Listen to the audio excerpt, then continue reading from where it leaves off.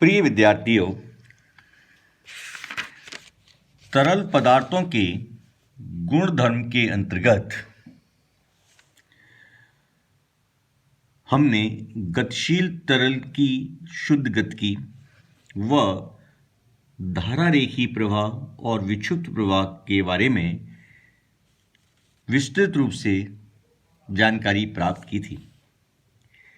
अब उसी कड़ी के अंतर्गत आज का हमारा टॉपिक है सातत्य समीकरण, इक्वेशन ऑफ कंटिन्यूटी।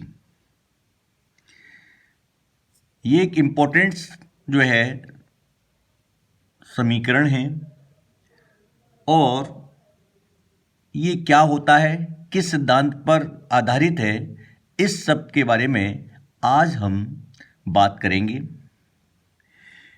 इस सिद्धांत के अनुसार जब किसी नली में तरल का प्रवाह नियत हो, इस सिद्धांत के अनुसार जब किसी नली में तरल का प्रवाह क्या होता है, नियत हो, तो एक निश्चित समय अंतराल में नली में प्रवेश करने वाले तरल का जो द्रव्यमान उसी समय अंतराल में नली से निकलने वाले तरल के द्रव्यमान के बराबर होता है। समझ में आ गया आप लोगों के कि जब किसी भी नली में तरल का प्रवाह नियत हो तो एक निश्चित समय अंतराल में नली में जो प्रवेश करने वाले तरल का जो द्रव्यमान है और उसी समय अंतराल में नली से निकलने वाले जो तरल का जो द्रव्यमान है वो दोनों क्या होते हैं, बराबर होते हैं।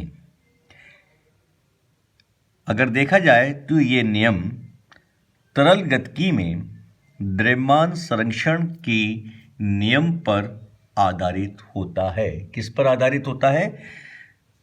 मास कंजर्वेशन, द्रव्यमान संरक्षण के नियम पर आधारित होता है। देखिए, आपने बहुत सारे कंजर्वेशन लॉज पढ़े हैं, उसी कड़ी में ये द्रव्यमान संरक्षण का नियम भी आपने पढ़ा।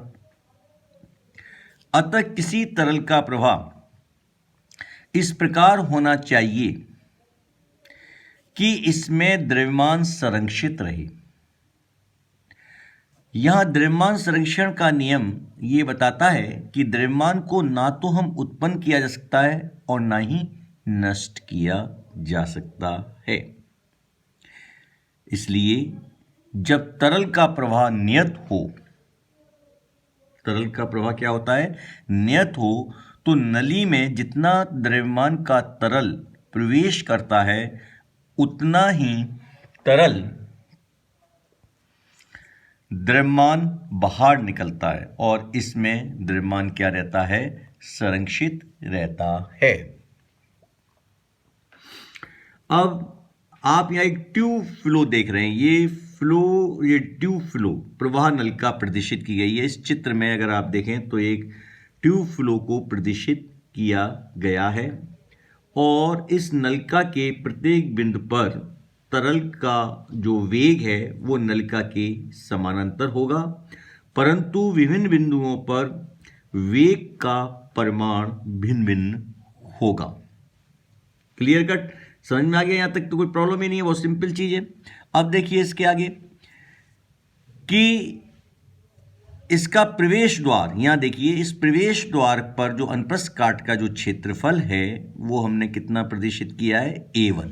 बहुत सिंपल है, ध्यान से देखते जाइए। और निकास द्वार, ये जिसका निकास द्वार है, यहां पर इसके अनुप्रस्थ काट का जो क्षेत्रफल है वो कितना है, A2 है। ओके, अब देखिए प्रवेश द्वार पर द्रव का वेग यहां दिखाई दे रहा है आपको। प्रवेश द्वार पर द्रव का वेग कितना है, V1। ओके, और देखिए निकासी पर जहां से बाहर निकल रहा है वहां पर द्रव का वेग कितना है, V2 है। ठीक है, अब इसमें जो द्रव फ्लो हो रहा है उसका घनत्व तो मैंने मान लिया रो है और T समय अंतराल तक ये प्रवाह किया जाता है। क्लियर कट हो गया? कितने सेकंड तक? टी समय अंतराल तक इसको क्या करते हैं हम? प्रवाहित करते हैं। अब देखो, एक एक करके हम कैलकुलेट करते जाएंगे। नली में टी समय में प्रवेश करने वाले द्रव का द्रव्यमान, नली में इस टी समय में प्रवेश करने वाले द्रव का द्रव्यमान, घनत्व कितना बताया? रो, समय कितना ले रहा हूं? टी, वेग कितना है? v1, और क्षेत्रफल कितना है? a1। तो कितना हो जाएगा? रो टी v1 a1, रो टी v1 a1। ठीक है। नली में टी सेकंड में बाहर निकलने वाले द्रव का द्रव्यमान, वही चीज है, simple, rho into t v2 into a2। ठीक है। धारा रेखी प्रवाह नलिका में उसकी दीवारों से ना तो कोई तरल अंदर आता है ना बाहर जाता है। इसके अतिरिक्त इस नलिका के प्रभाग में ना कोई तरल के स्रोत और ना सिंक, जिससे इस प्रभाग में तरल की अतिरिक्त उत्पत्ति या विनाश संभव नहीं होता। अतः प्रवाह नलिका के प्रत्येक परिच्छेद से प्रति एकांक समय में प्रवाहित तरल का द्रव्यमान क्या होता है?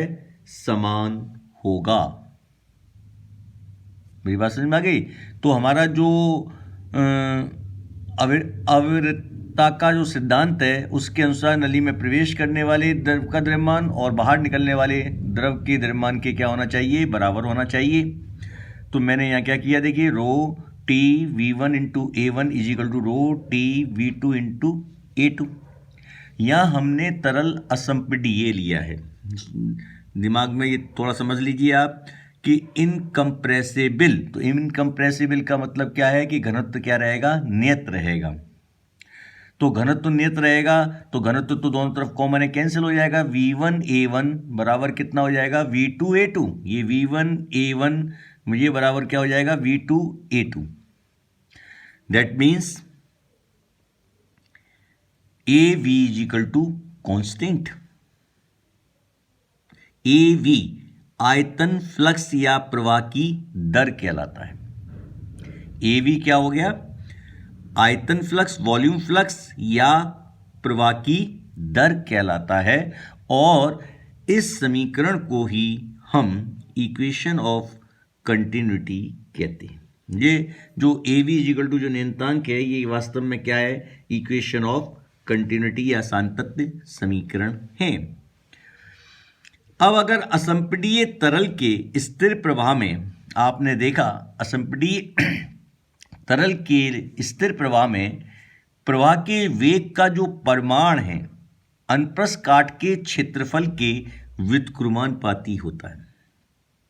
वेग का जो परिमाण है, ये जो आप वेग देख रहे हैं, वेग का जो परिमाण है वो अनुप्रस्थ काट के क्षेत्रफल के क्या है? व्युत्क्रमानुपाती होता है। मेरी बात समझ में आ गई आपकी? तो कंटिन्यूटी इक्वेशन और कुछ भी नहीं है, just a conservation of mass है। और यहां से आपको एक बात मैं बता दूं कि बहुत एक सिंपल कंक्लूजन, निष्कर्ष भी हमें प्राप्त हो रहा है। वो निष्कर्ष क्या हो सकता है? देखिए कि v is proportional to 1/a, यानी वेग जो है वो अनुप्रस्थ काट के क्षेत्रफल के क्या बताया मैंने? व्युत्क्रमानुपाती। तो यही कारण होता है कि किसी नली या पाइप के चौड़े भाग से द्रव का वेग कम होता है और सक्रिय भाग से द्रव का वेग अधिक होता है। ये आपने अपने सामान्य जीवन में अक्सर देखा होगा कि अगर पानी का जो पाइप है, अगर वो चौड़ा है तो उसके द्रव का वेग कम होगा, और अगर पाइप को सकड़ा कर दें तो वेग क्या हो जाता है? अधिक हो जाता है।